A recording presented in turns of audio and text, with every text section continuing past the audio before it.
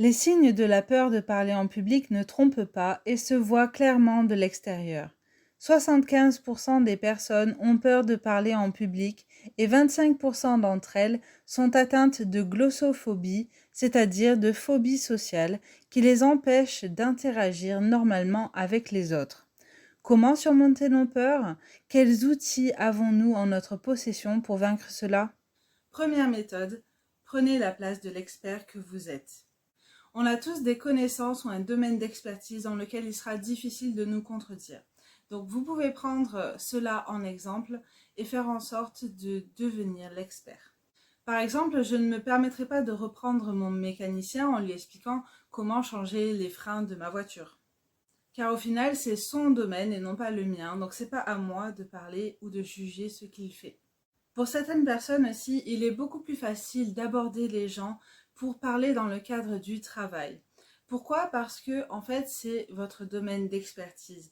C'est-à-dire que si vous parlez avec des clients en direct, alors à ce moment-là, vous connaissez votre sujet, vous savez de quoi vous allez parler et du coup, c'est beaucoup plus facile d'aborder les personnes. Et d'ailleurs, c'est mon cas. C'est-à-dire que je suis quelqu'un de très réservé en réalité et parler avec des clients, pouvoir leur faire des formations, etc. Ça, c'est vraiment ce que j'aime faire et c'est aussi mon domaine d'expertise. C'est-à-dire que je m'appuie sur ce que je connais, je m'appuie sur mes expériences et je transmets tout cela via la conversation, via des écrits, des supports. Et en fait, grâce à ça, je peux m'ouvrir davantage et parler plus facilement à certaines personnes plutôt que à des étrangers que je vais croiser dans la rue. La raison pour laquelle c'est plus simple lorsqu'on est au travail, c'est parce que c'est votre domaine d'expertise. Vous travaillez ici, donc c'est vous l'expert, et à force de vous répéter, vous avez appris par cœur votre discours et savez exactement ce qu'il faut dire pour être entendu et compris.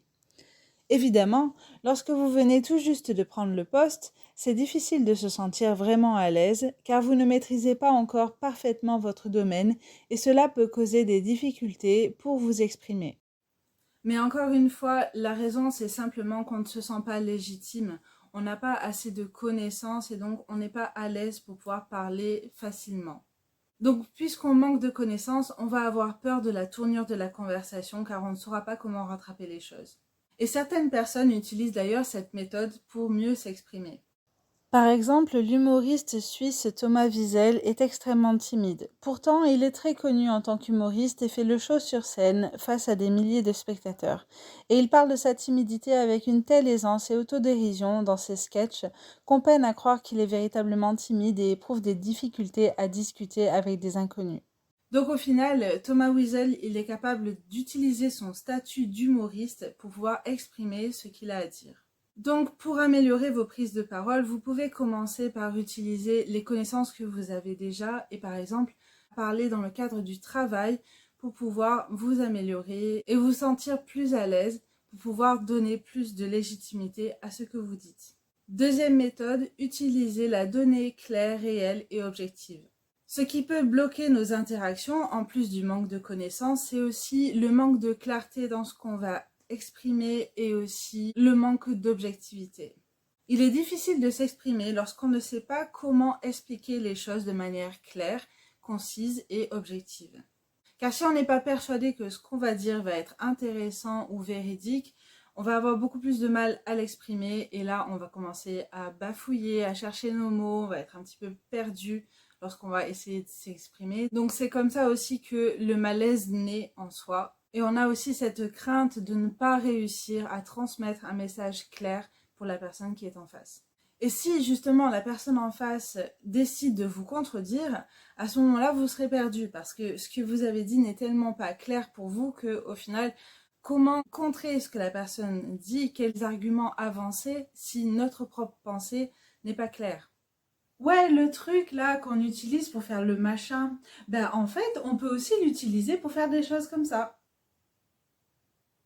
Donc, pour pouvoir former un discours cohérent, il faut se baser sur des faits objectifs, sur vos expériences, vos connaissances, et surtout, il faut clarifier vos pensées.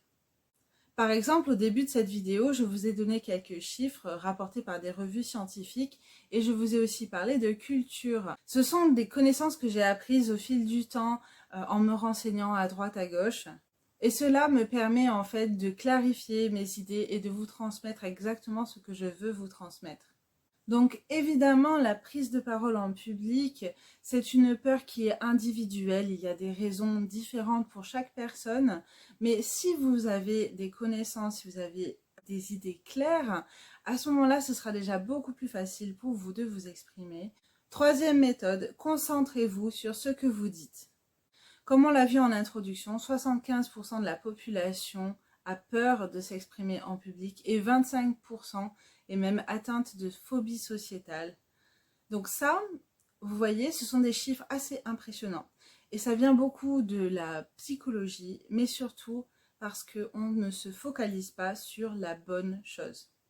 Car généralement, ce qui va bloquer les personnes, c'est surtout un aspect psychologique. C'est par exemple, j'ai un manque de confiance en moi, je ne me sens pas à la hauteur. Tout cela vient d'un état d'esprit plutôt négatif. Et en fait, ce qui se passe, c'est qu'on va se focaliser sur nos émotions, sur comment on se ressent à l'instant lorsqu'on est en train de parler ou juste avant de parler. Et donc, on va nourrir ces émotions négatives.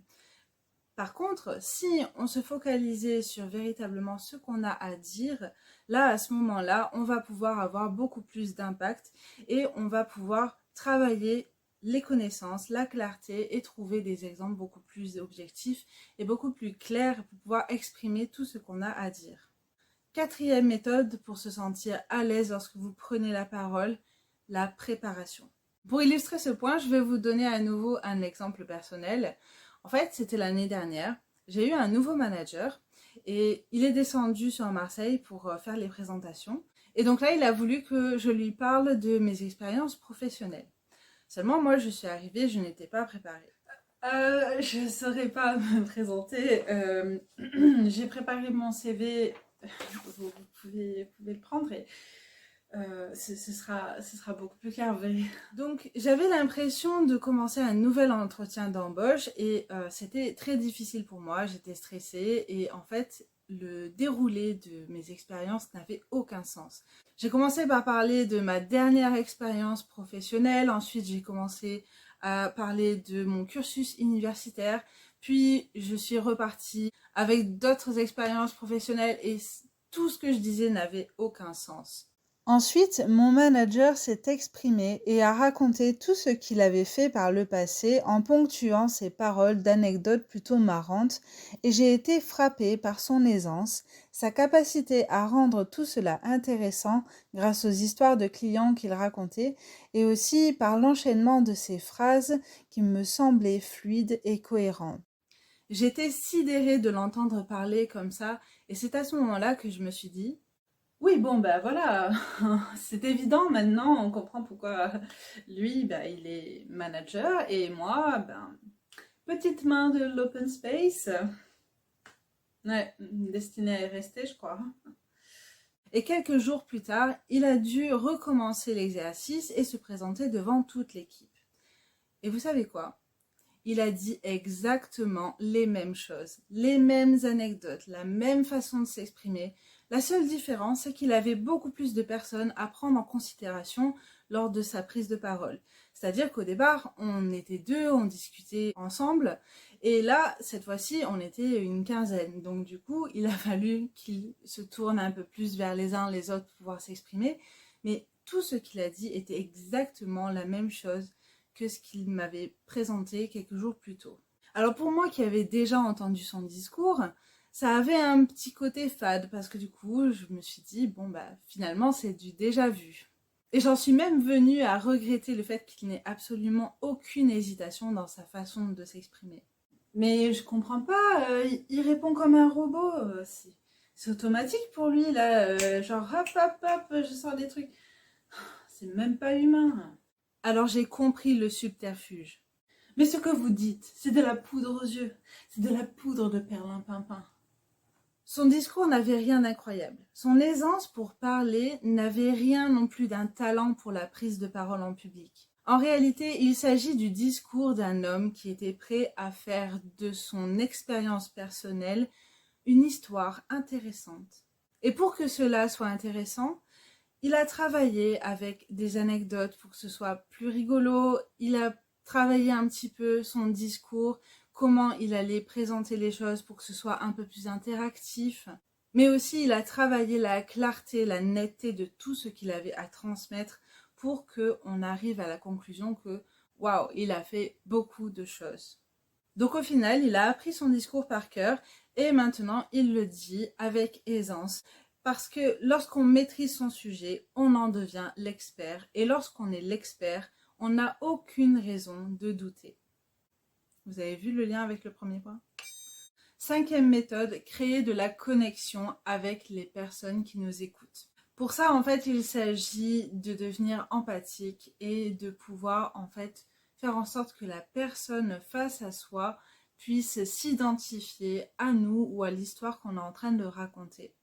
Donc ça, c'est typiquement les exemples que je vous ai donnés à l'instant, donc dans cette vidéo. Je vous ai donné des exemples personnels qui permettent en fait de vous montrer que moi aussi, j'ai eu des difficultés. Ça permet aussi de vous aider à vous identifier.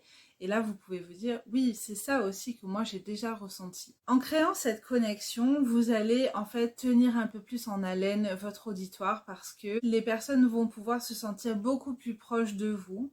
Et c'est comme ça que vous allez pouvoir créer un lien et que vous allez pouvoir rendre vos paroles plus percutantes. Sixième méthode, se libérer du regard des autres.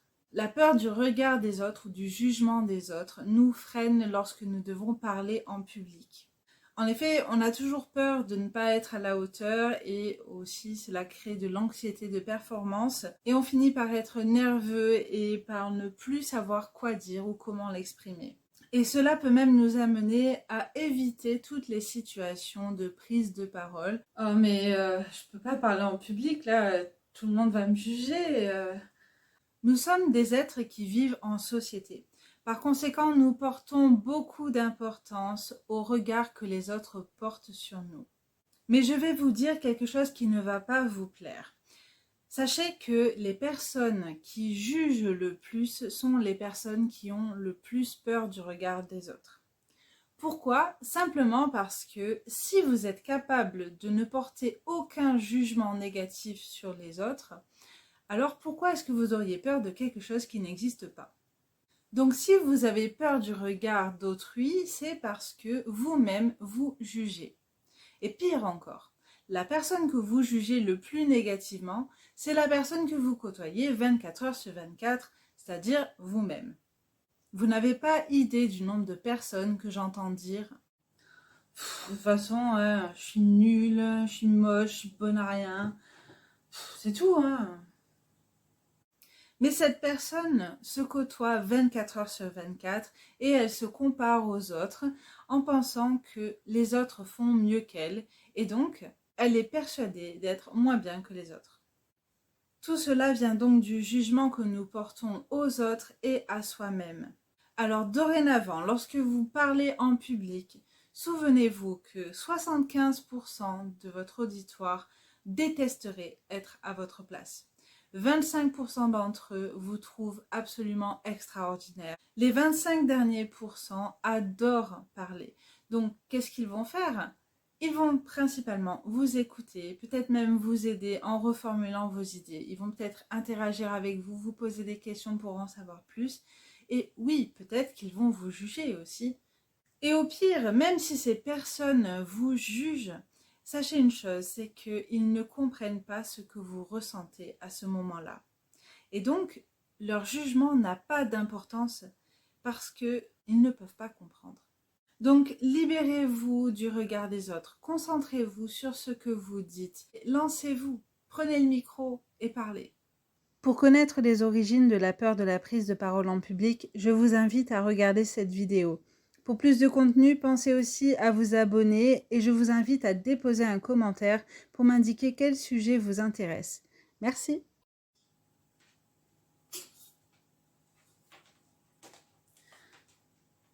Comment ça marche ce truc?